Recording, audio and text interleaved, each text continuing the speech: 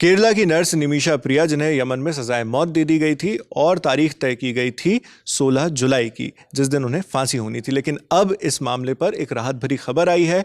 निमिषा प्रिया की फांसी टाल दी गई है। सूत्रों के हवाले से खबर आ रही है और क्या ज़्यादा जानकारी इसके बारे में आई है वो हमारे साथी सिद्धांत जी देंगे। जी सिद्धांत जी। निमिषा प्रिया केरल की नर्स थी और सना, जो यमन की राजधानी है सना, वहाँ की सेंट्रल जेल में वो सज़ा याफ्ता थी, कैद में बंद थी और 16 जुलाई को उनको फांसी होनी थी। लेकिन आज 15 जुलाई को, अभी जब हम ये 1:30 पौने 2 बजे के आसपास ये वीडियो शूट कर रहे हैं, तब ये खबर आ रही है कि निमिषा के एग्जीक्यूशन को कुछ दिनों के लिए टाल दिया गया है। निमिषा का एग्जीक्यूशन कैंसिल नहीं हुआ है, टाल दिया गया है। निमिषा और निमिषा के परिजनों के लिए खासकर ये एक अच्छी खबर होगी।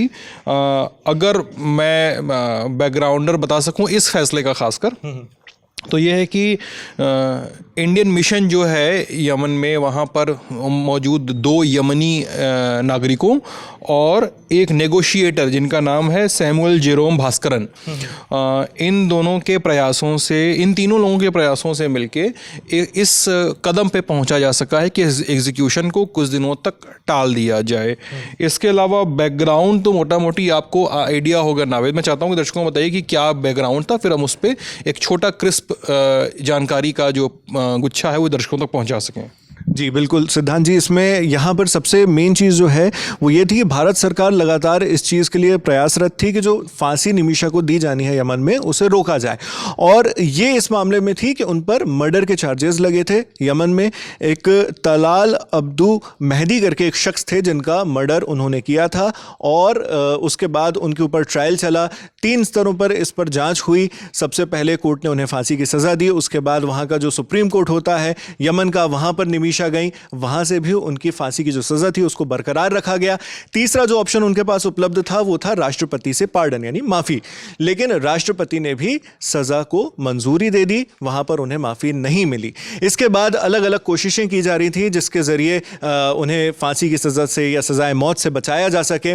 कुछ वहां पर एनजीओज भी वर्क कर रही थी जिन्होंने कोशिश की कि एक ब्लड मनी करके कॉन्सेप्ट होता है, दिया करके कि कुछ हम वहां पर एक रकम दे दें उसके परिवार को, तलाल जो मृतक थे उनके परिवार को दे दें, कुछ इस पर सुलह हो जाए, वो माफ कर दें और फिर उन्हें सजाए मौत से बचाया जा सके।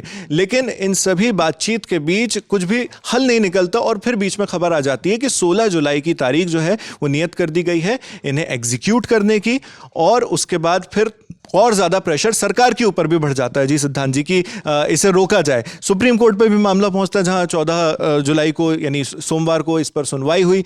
हालांकि अब 15 जुलाई को ये पोस्टपोन की खबर आई। हाँ, अभी तक पोस्टपोनमेंट की खबर आई है। इसमें 2-3 बातें और ध्यान देने की है। निमिषा प्रिया पर अपने बिजनेस पार्टनर रहे महदी की हत्या का केस चला जिस पे सज़ा हुई उनको। कहानी ये थी कि महदी और निमिषा ने मिलके क्लिनिक खोला था और महदी ने निमिषा का पासपोर्ट जब्त कर लिया, उनको प्रताड़ित किया। निमिषा को तमाम किस्म की यातनाओं से जूझना पड़ा, ऐसा खबरों से पता चलता है। और किसी पुराने मामले में जो महदी था वो एक समय जेल में बंद थे, तो उस जेल के वार्डन से निमिषा प्रिया मिली और निमिषा प्रिया ने पूछा कि मेरा पासपोर्ट जब्त कर लिया है महदी ने, मुझे बताइए कि कैसे छूटे। तो उन्होंने कहा कि आप महदी को एक बेहोशी का इंजेक्शन दे दीजिए, क्योंकि वो एक नर्स थी तो उनको लगा कि ये काम वो बेहतरी से कर पाएंगी। लेकिन उनको डोज का जो है वो मिसमैच हुआ और ज़्यादा डोज के कारण महदी की मौत हो गई। और उसके बाद महदी के डेड बॉडी को उन्होंने कई टुकड़ों में करके पानी की टंकी में छुपा दिया था और फिर वो बॉर्डर से देश छोड़कर भागते हुए पासपोर्ट समेत पकड़ ली गई थी। फिर सज़ा हो गई थी और तमाम रास्ते बंद कर दिए गए थे। जिस ब्लड मनी की आप बात कर रहे हैं, सज़ा हुई और ब्लड मनी की पेशकश हुई सेव निमिषा प्रिया फाउंडेशन जो एनजीओ बना था उसने। और निमिषा प्रिया की माँ जो यहाँ से केरल से पलक्कड़ ज़िले की रहने वाली थी, वो यहाँ से गई वहाँ पे और उन्होंने उस ब्लड मनी को जुटाकर महदी के परिवार को पेश किया।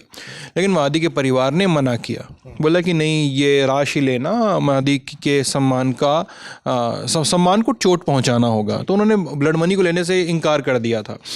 फिर एक ही रास्ता बच रहा था कि कूटनीतिक लेवल पे हम क्या कर रहे थे। 14 जुलाई को जब कोर्ट में सुनवाई हो रही थी सुप्रीम कोर्ट में, तो हमारे यहाँ के सुप्रीम कोर्ट में, तो ये बात हुई कि हम क्या कर सकते हैं।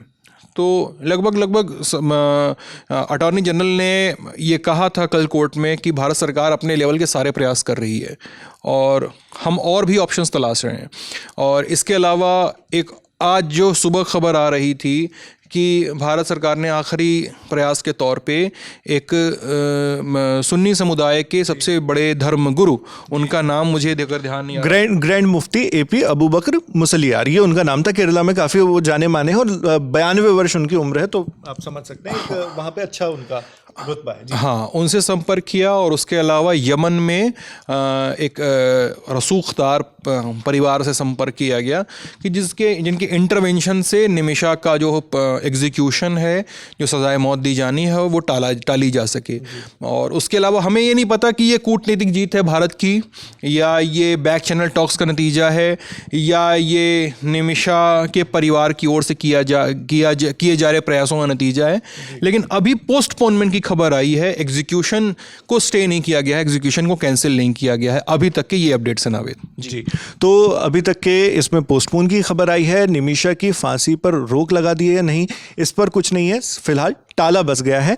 जो भी इस पर अपडेट्स आएंगे, अगर सरकार इस पर कोई आधिकारिक बयान जारी करती है तो वो भी आप तक पहुंचाते रहेंगे। सिद्धांत जी ने आप तक ये सारी जानकारी दी। मैं नावेद हूं, कैमरे पर मोहन है, देखते रहिए दी लंदन टॉप।